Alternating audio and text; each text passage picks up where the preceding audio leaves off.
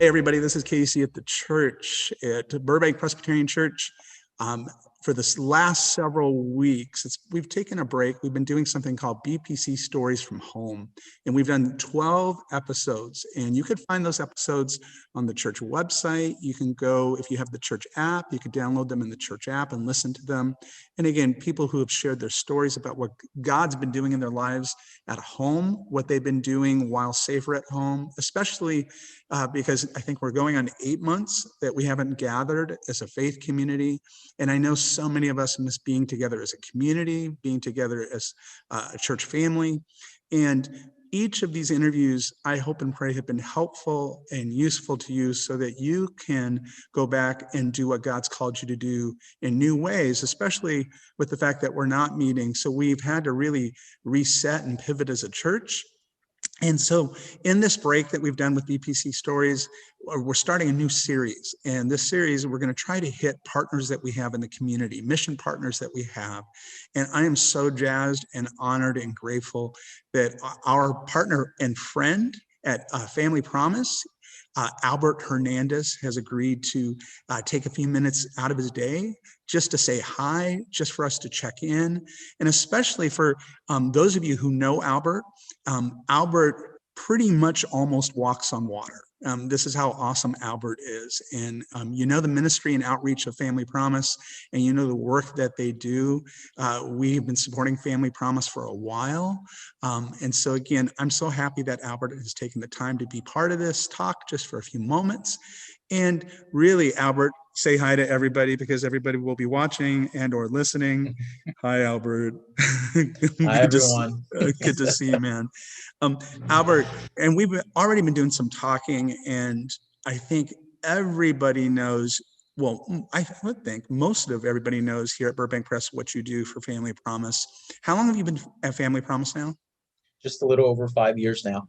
Okay, 5 years. And I think, again, every time Family Promise has been on campus where we've had an opportunity to host families, as one of the pastors here, Pastor Ross would agree with us, it's such a joy to see our volunteers, our team who get excited about when Family Promise comes from start to finish.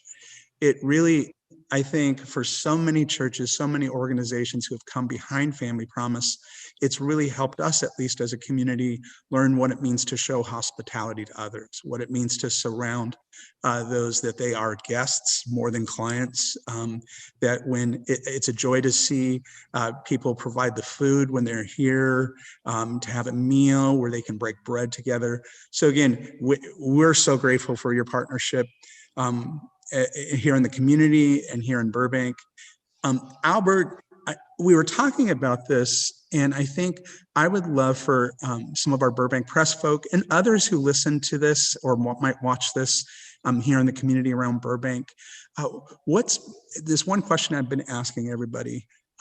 Over these last several months, while many of us have been working at home, while many of us have been doing church from home, so many different churches are doing churches online and gathering online. For you, as someone who leads in this community in Burbank, for the work you do with Family Promise, how have you been experiencing God during these last several months while working at home, safer at home? And briefly, maybe just share what's maybe been happening in your life. And I know we've been talking about this too. I would love others who are listening to hear your experiences with something that just happened recently. So Albert, as I tell everybody so far, all 12 people I've interviewed, I'm going to zip it. I'm going to pass the virtual mic to you. The mic is yours, my friend. And I'll take that. There you go. So I appreciate that. I appreciate actually you thinking of me as far as joining the other individuals and families that you've interviewed for this podcast. I'm a big fan of Family Promise, joined it a little over 5 years ago, like I said, and the mission is really touches my heart. I come from a large family, 11 brothers and sisters. At 14, I lost my dad and we went from a 2-parent household to one parent who wasn't working at the time and my mom ended up having to work 2 jobs just to help provide for each and every one of us. I'm number 5 of 11, right in the middle, and kind of a little lost in the shuffle and whatnot. But I think my experience growing up was always just, not taking anything for granted. When all that happened and losing my father when I was a teenager happened, our community jumped in and really supported my family. We had people from our congregation, Hollywood Presbyterian. They were dropping off food. They were dropping off. I remember getting a baseball and a baseball, a glove and whatnot. And it was just, I just remember, like, who are these people and why are they supporting me? And it was really interesting times. And I look at my time now at Family Promise, and in a way, I think I'm able to now do the exact same thing that those people were doing for our family 20 plus years ago. It's really neat how everything's come back full circle. And so, when COVID hit, and now I come to 2020, when COVID hit earlier this year, it really changed a lot of how Family Promise operates. We went from having our families sleep at churches each and every week, churches in Burbank, Glendale, Eagle Rock, to immediately stopping that because of COVID. Congregations closed their doors. We, as an organization, had to take care of our staff as well, and really take into consideration, how are we going to support these families now in this strange and unusual situation. We immediately decided to move all our families into motels and have our staff, actually, for the first couple months, we had them work from home. It's interesting what's been presented. Many of these employees here at Family Promise have children, so immediately we had to work from home so we can take care of our kids, make sure that they weren't learning on the online distance learning. I myself had a 7-year-old at the time. Now she's 8. It was really challenging, and I think those were kind of the situations that God kind of put on my doorstep, is how do I quickly adapt and be the leader of the organization and continue to still fulfill our mission of helping families that are homeless. So again, we quickly moved families into motels. I asked staff to work from home so that they can be with their families and their kids. And then I myself, I stayed home with my family. It's just 3 of us. And during the entire situation, the first couple of months, it was just, how are we going to now transition families who are in these motels and still keep them optimistic that there is a light at the end of the tunnel? We didn't want our services to stop just because now we're in a pandemic. Right. I move over to April and May, and I'll be honest, we housed probably about 35 families in a matter of 30 days. And that was because there's many landlords who were looking to put people in their empty units. Landlords needed the income to be able to pay their own, their mortgage or whatever bills they had. So they took a chance on our families, and it was a blessing, because I don't think we've ever in our history have ever been able to move 35 families in 1 month. It was typically, I think and I do keep track of this, I think the most we've ever moved into housing in 1 month was probably about 16, 17 families. So that was pretty awesome.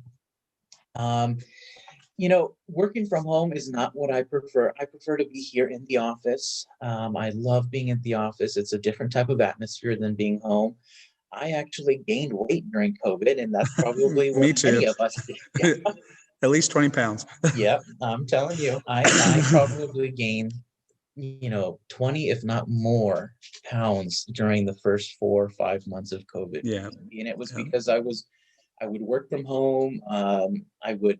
I had my daughter, if she didn't eat her lunch, I ate her leftovers, because I didn't want it to go to waste. When I thought I was, just because there was a refrigerator within arm's reach, I would go in there, but I really wasn't hungry, I think. So it's definitely interesting what's happened, and then I shared with you, and I didn't share with many people, in September,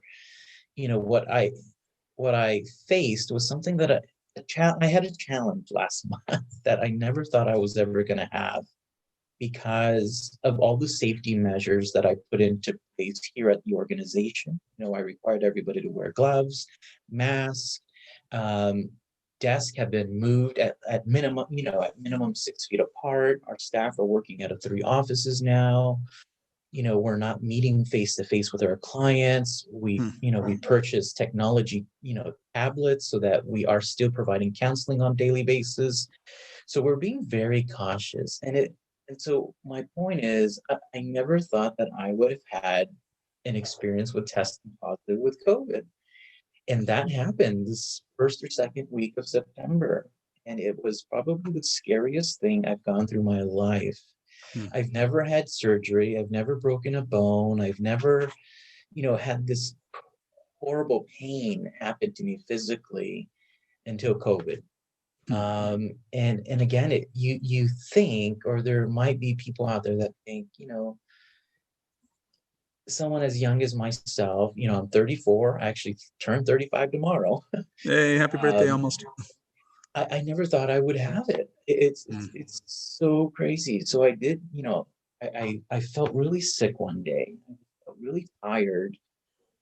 I felt exhausted, and I said, well, you know what? It's probably just work. We've been working double, if not triple time, with providing supportive services to our families, and I've been there for my staff who really need me and whatnot, and my family who needs me. And I said, you know what? Maybe I'm just exhausted. Maybe I just stay home today and I relax, take it easy. And so the next day, I just started feeling fever, and I said, oh my goodness, now I've got the flu. Again, not thinking this could be COVID, never thought about it. Now I feel the fever, and I'll be honest, I actually started working from home that day. I said, I still kept working even when I was at home and whatnot. So that second day, I felt the fever. I felt sweaty. I had to do some stuff for Family Promise. And I actually was volunteering for lunch that day virtually. I was helping facilitate something for the Kiwanis Club. And a few of them, the Kiwanians, were looking at Zoom, just like how you and I are looking. They said, what's wrong? You look pale. I said, I don't know. I just don't feel well, but don't worry about it. I've got this. I can help still handle this Zoom meeting. Don't worry about anything. And so that night, my body started aching and I couldn't move. I moved and I felt uncomfortable. Every position in bed.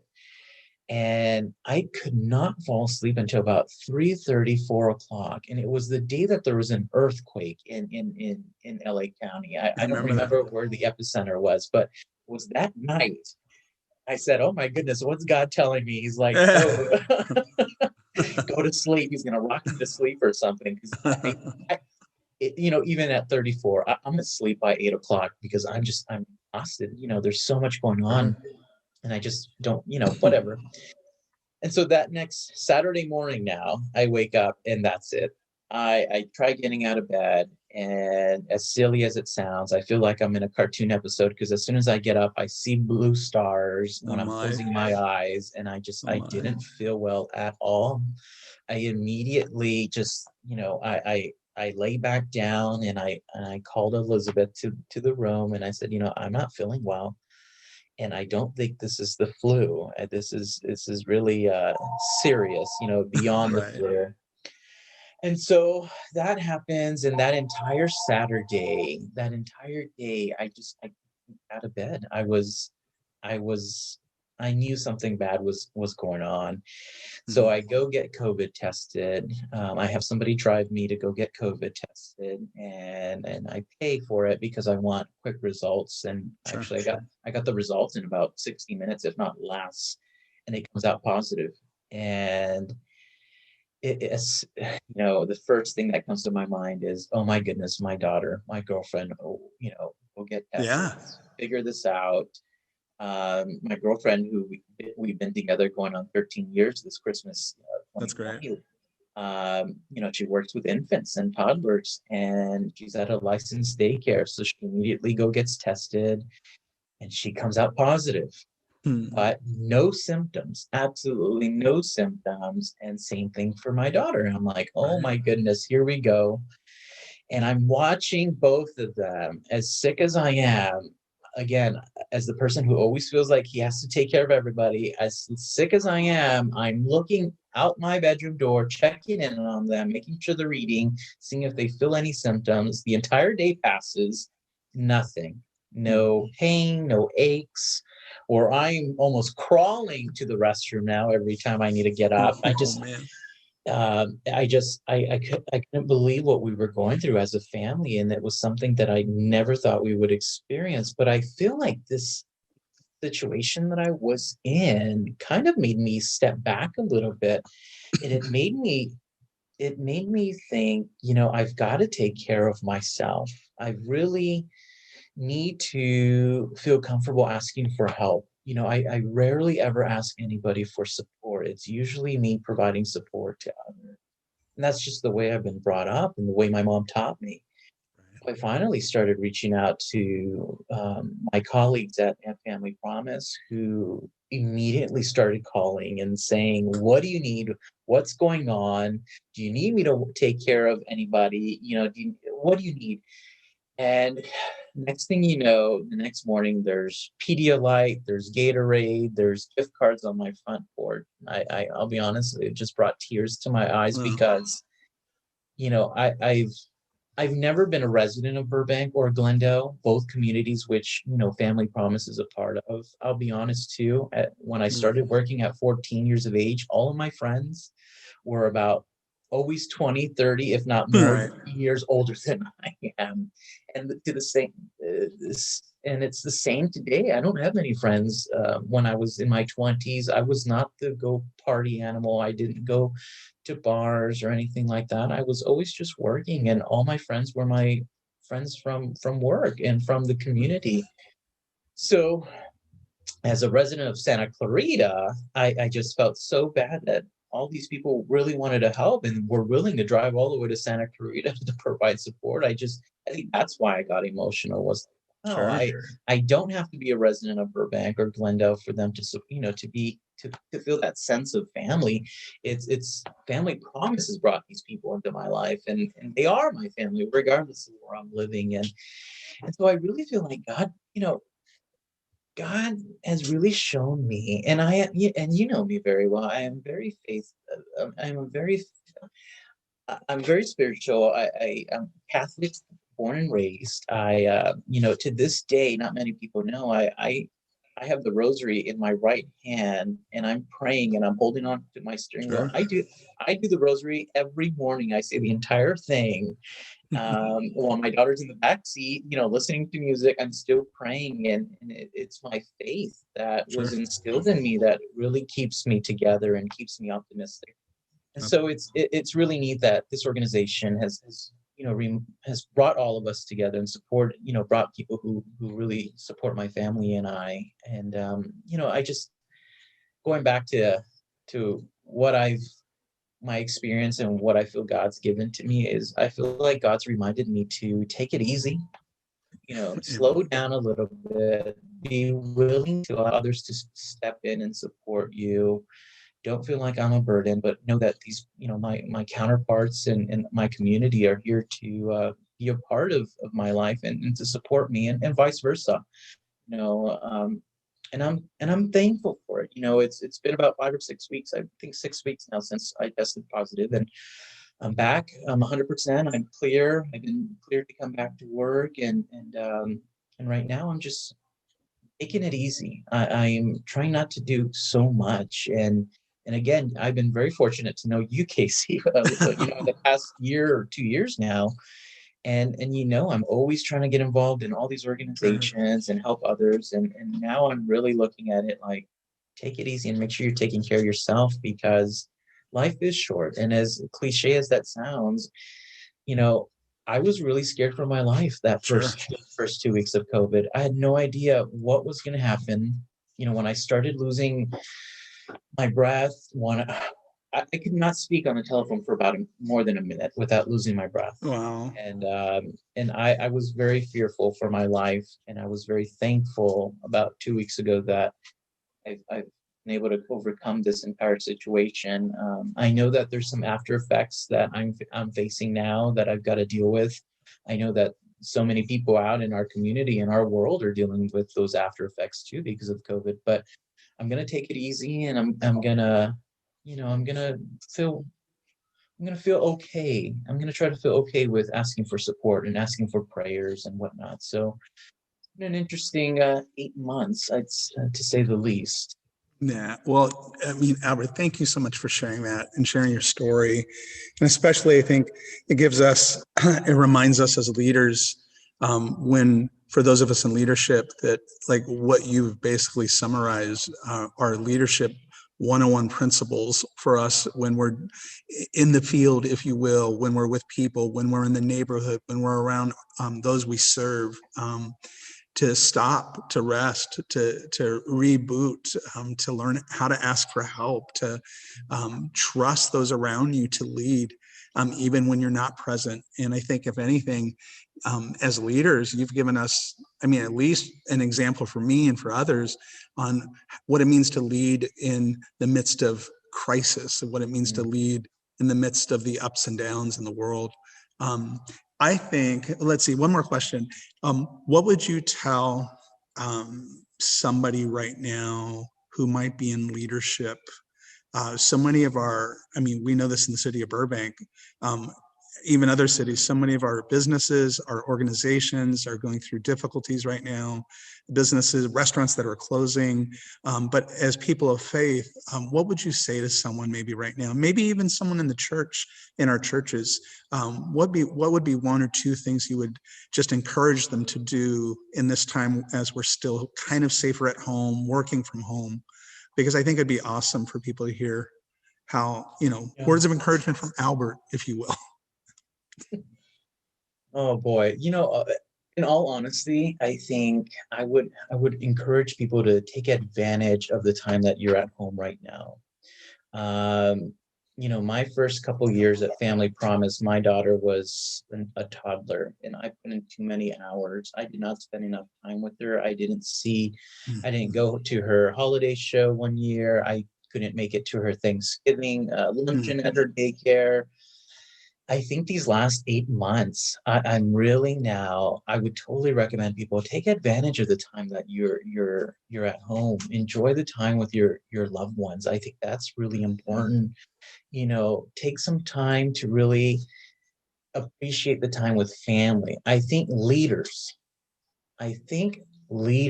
tend to think that they have to be on top of everything at work. They need to know the ins and outs, that they've got to be in the know. Just, they do. But you need to trust your team, trust your staff, know that your second in command, your third in command, whoever is Right. there, you've hired them for a reason because you trust them. Hmm. If anything, it's allowing you as the leader of the organization to start thinking about succession planning, and let's see who you can help build as the next leader of your organization.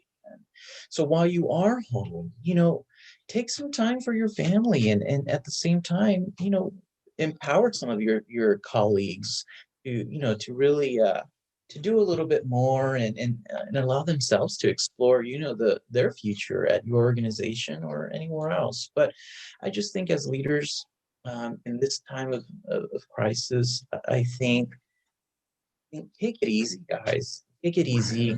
Support each other. I know right now in Burbank, so many leaders right now are really they're testing things out. At least here at Family Promise, we're taking risks right now. What better time to take a risk with new programs, new Sure. staff members than now during this crisis? Right. So just take it easy. Try out something you've never done before, whether it's work-wise, family-wise, whatever it is, and just take the time to take care of yourself. Self-care right now is really important, and I think that's probably what I'll leave you with. Sure. No, thank you, Albert. I mean, those two words, self-care. If anything, 2020 has probably been a lesson about self-care, what it means. Again, I appreciate you sharing that. And maybe before we finish up, what are one or two ways? I know you've kind of shared about what Family Promise has done since COVID has started, how We're not having families stay at churches right now. All the pivots that you guys have made. Going towards, as we end the year and going into the new year, what are maybe one or two ways churches, groups in the city of Burbank and other places can support the work of Family Promise going into 2021? I think that's great. And I think that's a great question. And I appreciate the opportunity to speak to that. I think Family Promise and many of the nonprofits in our community that we work in partnership with, we can always use funding. I mean, and that's probably the first thing everybody would say. I think what we need support with is really just words of encouragement. That's appreciated. I know our families today, October 21, October 2020, we're serving the most families we ever have in our 10 years because we are testing out new things. We have families living in motels. We have families living in apartment units, but depending on our rental subsidies that we provide, we've got more families than ever. Many of them, unfortunately, are unemployed, collecting unemployment because of what's happened in the last few months. I think words of encouragement is a great thing. A simple letter of inspiration to a family is always of great support. Volunteering, something virtual, maybe a little gathering with maybe 2 or 3 of our parents, our mothers or fathers, and maybe a volunteer who wants to share, how they're doing, and maybe just a little intimate session where everybody can just share their thoughts and opinions. Listen, our family see us each and every day. They get our text messages. They see us on Zoom. But when it's a volunteer, like especially from our congregations, I think it's a little bit more. They feel a little bit more comfortable. It's not did you do your did you tackle your to-do list? So things like that I think are appreciated. Our families, so many of us are quote unquote stuck at home. Right. And so the interaction with a Zoom or virtual meeting is always appreciated during these difficult times. Right now, we've set up some Zoom meetings between the moms who are in different motel units so that they can talk to each other and see each other. We can always use support with hygiene products. That's a big need right now. Again, we're serving more families than ever. Grocery gift cards, believe it or not, are things that go a long way for our families, and our families know very well how to make $1 last. So those gift cards would definitely be very helpful. And I think those are probably the few ways that you can support us. And if you have any ideas as members of our community, members of First Presbyterian, that you think that would be of great value to the organization, and I've not mentioned it, please call me. You all have my phone number, my email address.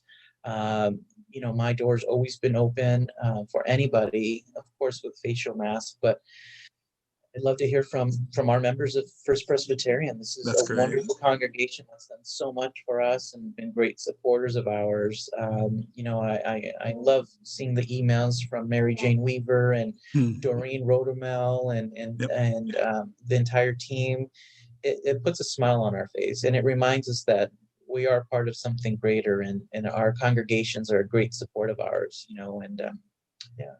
That's so, Albert, thank you so much. And again, I think when people listen to this and watch it, I think that those are really simple, creative ways for us to jump in and continue to help, even as you guys have made that pivot and that shift and continuing to care for families. And even though maybe we're not hosting a family, we can still do things like online. I mean, we become Zoom experts. Even it's funny because some of the live streaming we'll do are some of our wonderful older adults will at the beginning, maybe we're intimidated by social media and Facebook.